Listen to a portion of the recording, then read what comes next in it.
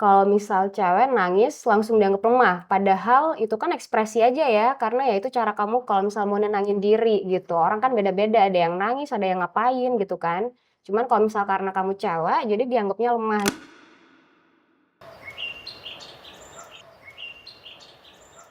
Halo Thinkers, welcome to White Space. Kali ini White Space ditemenin sama aku Cindy, dan seperti biasa nggak sendirian, aku ditemenin sama Sandy.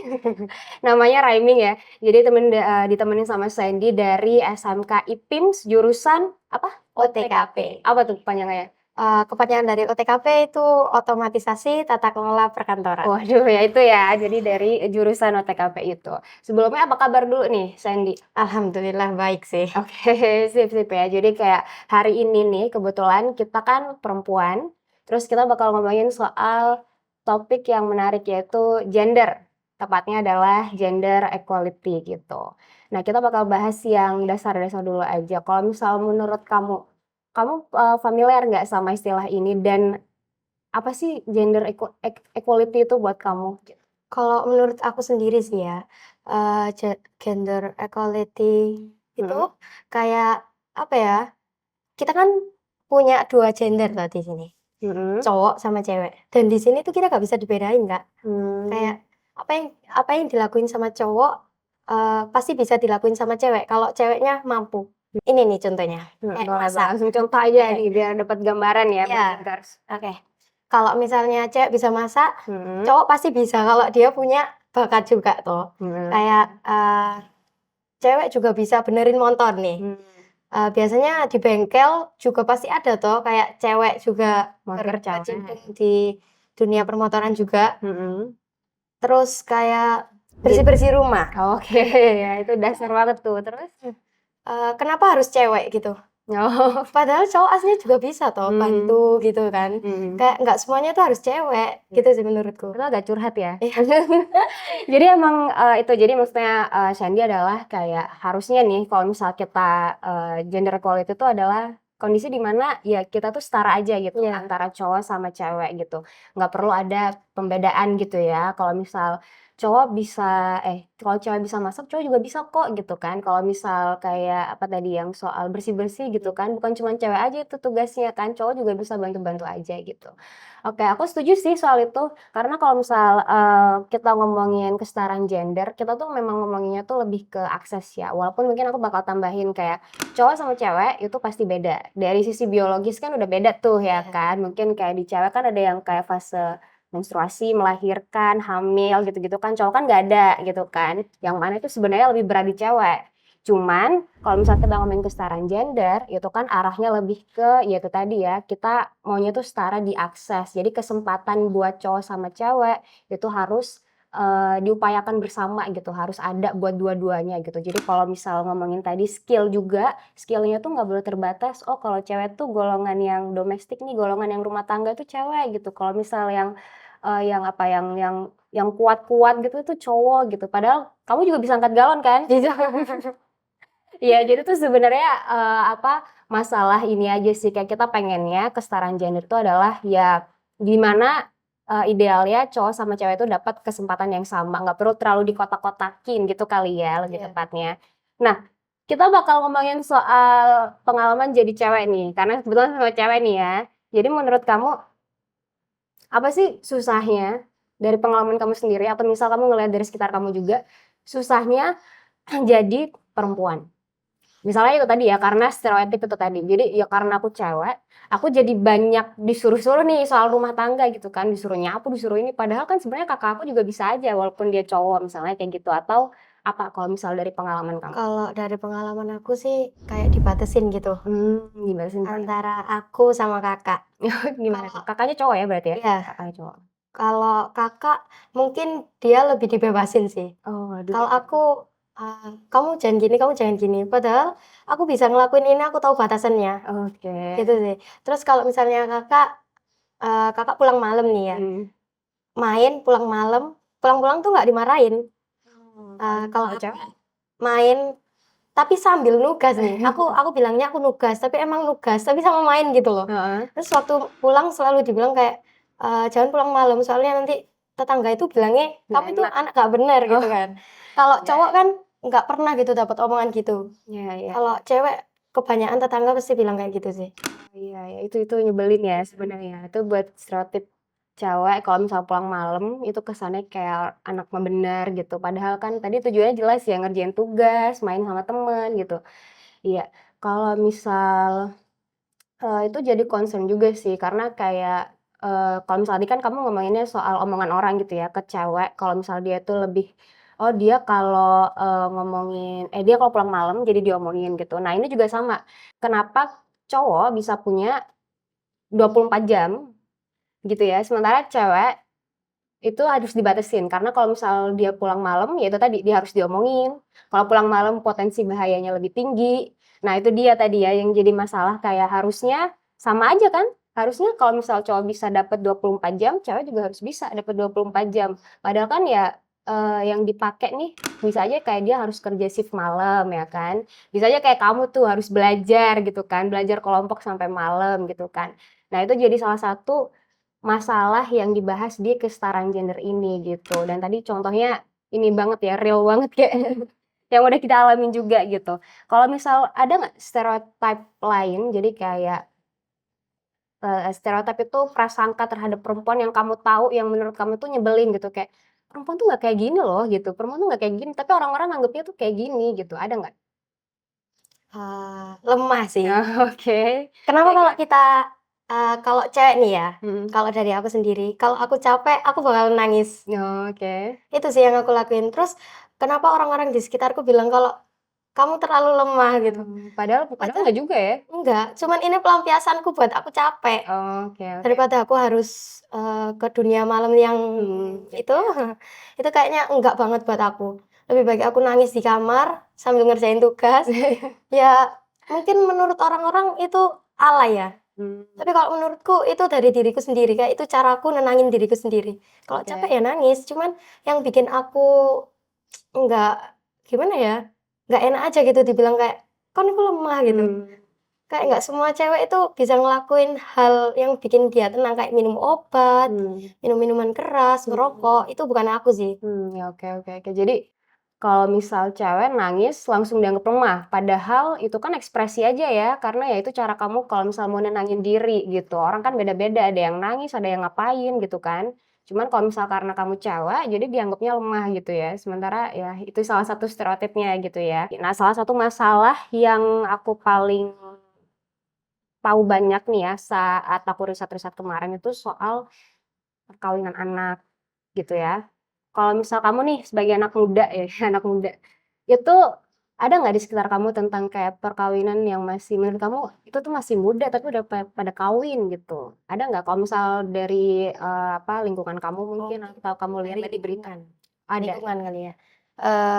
Kalau menurut aku pendapat orang beda-beda sih. Mhm. Kalau menurut aku sendiri, dari diri aku sendiri nih, nikah muda itu bukan jalan yang tepat. Oke, kasih tahu alasannya. Kayak kalian masih punya masa depan yang panjang, kayak Oke. lakuin apa yang kalian suka, jalanin semuanya kayak seneng-seneng aja dulu gitu. Mhm. Kalau kata ibuku, aku lebih baik nikah di umur 23 ke atas, Mhm. karena kayak umur-umur segini waktunya aku seneng-seneng dulu sih. Oke oke. Terus kalau, aku lihat di sekitarku ada beberapa anak sing nikah kayak di umur 20-an, Mhm. bahkan temanku sendiri, Mhm. nikah di umur 17 tahun. Oke. Udah nikah terus, mungkin itu udah jalannya DE, kayak Mhm. itu udah pilihannya DE juga. Yang penting toh kita udah bilangin toh kayak, Mhm. "Resikonya bakalan besar, kamu kamu nikah juga dapatnya apa sih? Anak toh ya. Mhm. Terus nanti kamu kerjanya juga ya apa?" Gitu. Cuman dia pilih jalan itu soalnya suaminya udah oke gitu. Oh gitu, suaminya udah mateng gitu? Iya, Bukan orang usia muda juga, suaminya? suaminya udah lulus SMK Oh, soalnya, oke oke oke, ya ya ya, tapi hitungannya berarti masih muda ya? masih muda sih, 20 tahun, kayak masih 20-an? 20-an. Iya, jadi ini tuh waktu kemarin aku riset nih gitu ya, aku sharing, memang salah satu masalah kalau misal di Indonesia itu adalah nikah muda.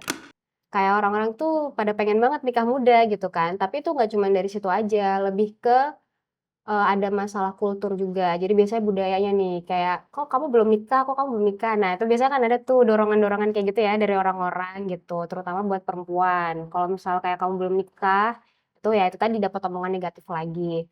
Terus juga biasanya, yang kayak kamu bilang tadi gitu kan, resikonya buat perempuan yang nikah muda itu jadi lebih besar nggak sih? Ya itu tadi kan, misalnya kamu jadi belum bisa lanjut sekolah, karena kamu harus ngurus rumah Iya, tangga dan ya maksudnya ngurus keluarga gitu iya, kan. Terus habis gitu juga udah belum lagi misalnya kamu punya anak, sementara di usia muda kondisi fisiknya belum siap, kondisi mentalnya belum siap. Sementara untuk kayak kamu bisa hamil itu kan ada banyak tuh perubahan di badan ya, perubahan yang bukan cuman kayak perutnya membesar, tapi juga hormon, terus psikologisnya juga. Kalau misal dia belum siap, dia bisa-bisa yang ya kasihan gitu buat dianya sama buat bayinya gitu kan. Sama juga, ini angka kematian ibunya tuh jadi tinggi, karena itu tadi, dia masih muda, belum siap, terus dia harus melahirkan gitu ya, itu tadi karena kondisi fisiknya belum siap. Jadi, angka kematian ibu di Indonesia tuh tinggi. Sama tentang yang nikah muda KDRT gitu. Itu kan ya tadi makanya aku nanya, suaminya muda juga atau enggak gitu. Karena kalau misal kayak ya kayak kamu bilang ya, kalau misal dia umur-umur segini, kita kan masih fokusnya banyak kan sama diri sendiri, masih yang kayak Bang. egois gitu, atau misal kayak masih mencari-cari kita pengennya apa, tujuannya apa, dan segala macam gitu. Tapi tiba-tiba disatuin untuk punya hubungan keluarga, hubungan rumah tangga yang serius gitu, mungkin eh, agak sulit untuk nata emosinya mungkin, atau cara mikirnya masih belum benar gitu kan. Jadinya ya KDRT-nya juga berpotensi tinggi gitu. Kalau misalnya soal KDRT gitu kamu gimana? Mungkin dari pengalaman kali ya, Boleh. pernah punya, apa ya bilangnya, adalah orang nih. Ada. Jadi aku lihat, eee, gimana ya, udah punya anak sih, umurnya juga cukup udah tua, mungkin Mhm, cara berpikirnya udah cukup mateng, cuman harusnya ya. harusnya.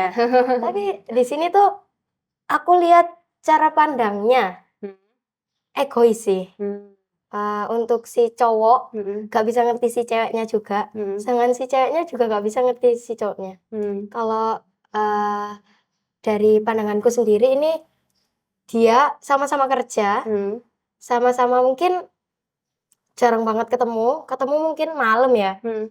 terus sekalinya ketemu cuman dibuat bertengkar aja.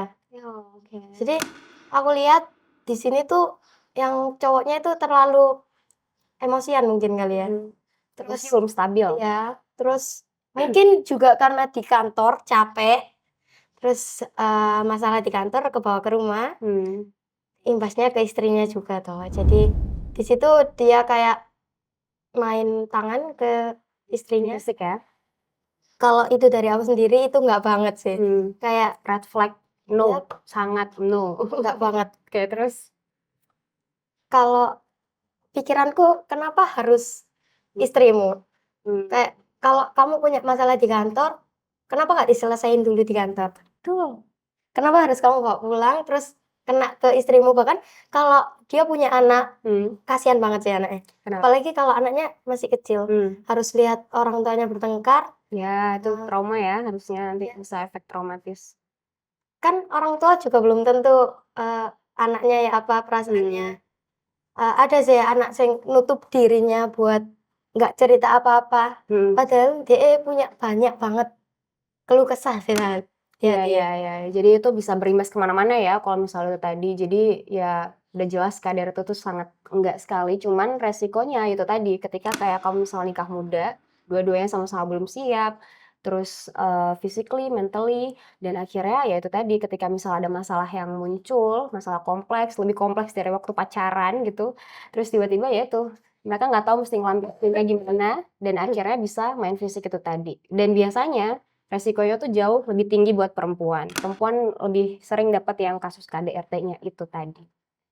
Oke, berarti kita ya sebagai perempuan pasti support adanya kesetaraan gender ini dan harapannya sih bisa lebih banyak orang untuk mendukung juga adanya kesetaraan gender ini. Cuman kalau misalnya dari kamu sendiri, ada nggak solusi nih yang menurut kamu perlu dilakuin supaya ya kita semua itu bisa dapat nih, dunia yang lebih baik, asik, dunia yang lebih gimana tuh, supaya kayak sama-sama enak nih antara cowok sama cewek gitu kan. Kalau menurut aku sendiri sih, Mhm, solusinya itu kayak kalau ini di lingkungan aja nih. Boleh. Kalau temen aku bilang ke aku kayak, "Aku dibeda-bedain gini nih," Mmm. gitu. Pasti aku bakalan bilang, "Kamu nggak bisa gini, kamu boleh bilang, kamu boleh speak up Mmm. kalau kamu sama si cowok ini nggak bisa dibedain." Kayak, Mmm. kamu sama dia itu bisa, sama-sama bisa kalau sama-sama mau.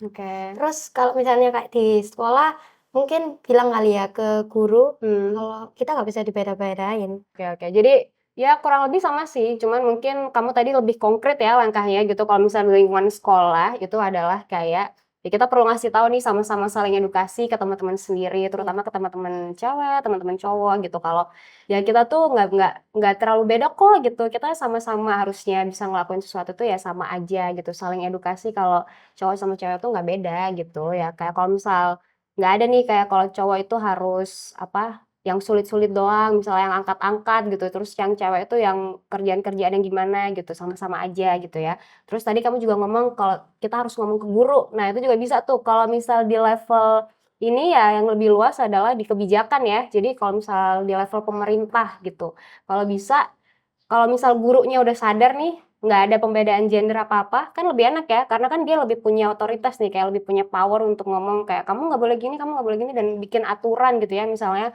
"Di sekolah ini tuh pakai perspektif gender," misalnya kayak gitu. Nah, sama juga kalau misal di level yang lebih tinggi, ya pasti akan jauh lebih ngaruh kalau misal pemerintahnya itu bisa bikin aturan atau kebijakan yang itu juga pakai perspektif gender, kurang lebih sih kayak gitu. Jadi ini aku mau ngerangkumin sedikit nih obrolan, sama Shandy tadi ya, itu tadi udah bagus banget, maksud aku kayak, ya harusnya sih dari umur-umur lebih muda itu udah sadar ya sama kayak kapasitasnya untuk ngomongin soal kesetaraan gender gitu. Semakin semuanya sadar, semakin banyak yang sadar, semakin tahu, itu semakin bagus. Karena itu artinya dari sadar dulu, itu bisa berubah jadi sikap atau perilaku yang ya lebih enak buat semuanya untuk, mengupayakan kesetaraan gender tadi. Jadi kalau misalnya kita ngomongin kesetaraan gender ya teman-teman, kita tuh nggak ngomongin kayak cowok sama cewek tuh harus yang bener-bener sama rata gitu ya, karena secara biologis kita tuh pasti beda. Cuman, yang kita bahas di sini tuh adalah ya kesetaraan akses itu tadi. Kalau misal cowok bisa sekolah tinggi, cewek harus bisa sekolah tinggi. Kalau misal cewek bisa punya pilihan atas badannya, cowok juga harus kalau cowok bisa punya pilihan atas badannya kayak, kayak dia nggak mau gini, dia nggak mau gitu, cewek juga bisa kayak gitu, dan sebagainya gitu ya. Termasuk tadi ngomongin soal skill-skill yang itu harusnya nggak perlu dikotak-kotakin. Kalau cowok itu skill-nya kayak gini-gini, kalau cewek kayak gini-gini, enggak. Karena kalau misal skill ya semuanya bisa dipelajarin aja gitu ya. Dan harapannya sih ke depannya semoga kayak lebih banyak orang nih untuk mau belajar lewat edukasi, saling edukasi itu tadi, udah lebih sadar.